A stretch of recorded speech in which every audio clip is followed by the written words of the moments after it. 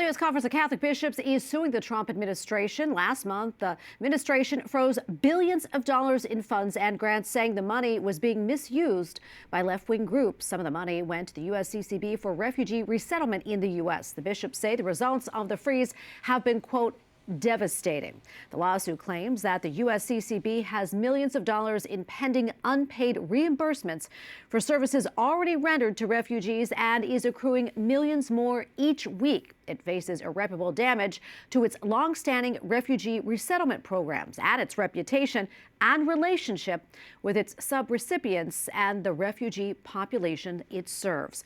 The bishops accuse the administration of flouting the Constitution and its separation of powers, among other things. All right, let's bring in Richard Thompson, President and Chief Counsel of the Thomas More Law Center. Richard, great to be with you today. So tell us more about this lawsuit and what exactly it aims to do. Well, I had a brief scanning of the lawsuit. It raises some very meritorious claims, one of them being that the Catholic bishops have already expended several million dollars taking care of refugees that they were obligated to take care of under the provisions with the United States government.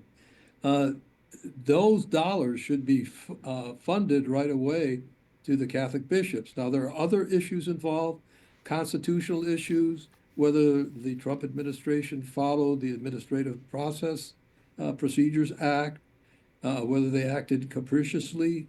But again, my feeling is that this can be worked out.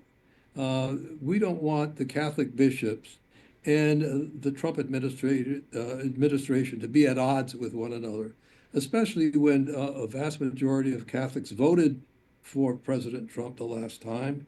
A majority of Americans believe that there is a crisis in immigration. So I think it's prudent for the administration to pay the money they owe the Catholic bishops right now for services that they have performed. There is already a motion for a temporary restraining order so that those funds can be paid. That was just filed today. And so I think there's going to be some arrangement worked out, at least temporarily, to take care of the funds that the bishops have already expended. And from then on, it will be a battle of what the Constitution says about separation of powers, what the statutes say about the Control Act, whether the president can control money that has already been authorized by Congress to pay for these funds. So those are very important issues that will be resolved in the days. But my hope is that they can be worked out. I don't think it does any good for the Trump administration and for the bishops to be at odds here.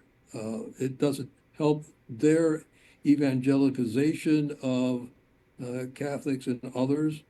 And the Trump administration certainly has to have some kind of control over the budget. So that's a main thing. This was a 90-day pause, but even in that 90-day pause, they did not say we're going to withhold funds that they already have expended or are responsible for. So I hope that that can be arranged. Richard, what do you think comes next here in all of this? I know you want something to work out. I think everybody does. But what do you think the next steps are here?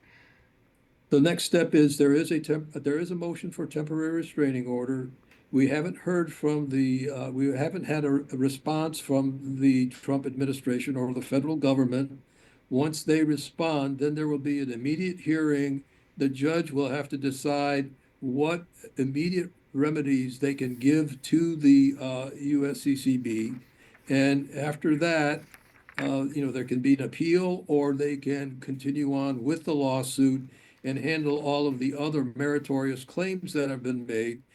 As you know, in most lawsuits, there are two sides to the issue, so we have to wait to see how those sides play out.